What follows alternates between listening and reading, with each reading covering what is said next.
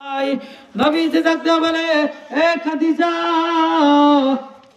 তাহলে কি এমন কথা বলো?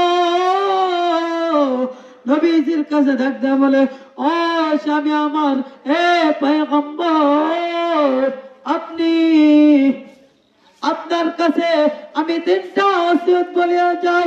আমি মারা যাওয়ার পর আপনি নবী আমাকে গোসল করাইবেন।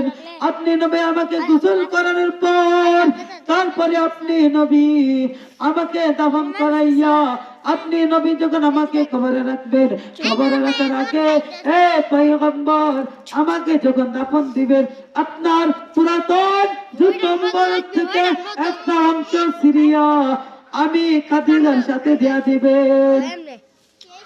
যখন এই কথা বলছেন, এই কথা বলার পর যখন নবীজি বললেন, এ খাদিজা যাও, তোমার এই কথা মানলাম, তোমারও এই কথা মানলাম, এটাও মানলাম, এটাও মানলাম।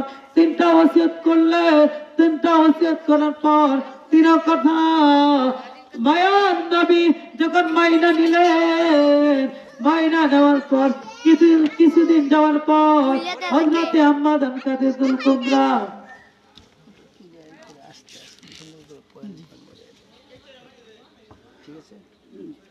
হযরতে আম্মা জান খাদিজাতুল কুবরা রাদিয়াল্লাহু তাআলা আনহা যখন বললেন, এখানে যাবেন, ঠিক আছে সবাই, আমি তোমার কথা মানলাম।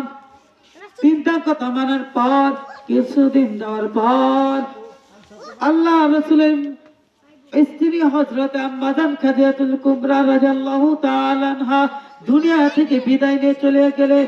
নবী যখন পরেশান হয়ে গেলেন, নবীজিকে বললেন যে গোসল করে দেওয়ার জন্য, নবীজি সেটাই মানলেন, গোসল করে দিলেন।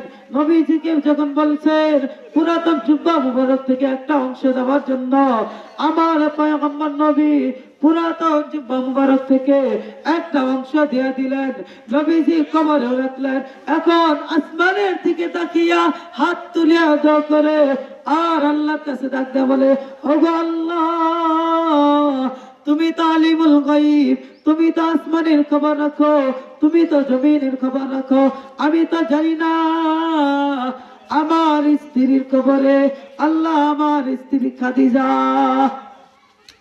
আমাকে বলছেন তিনটা ওসিয়ত মানার জন্য, আমি তিনটা ওসিয়ত মানলাম।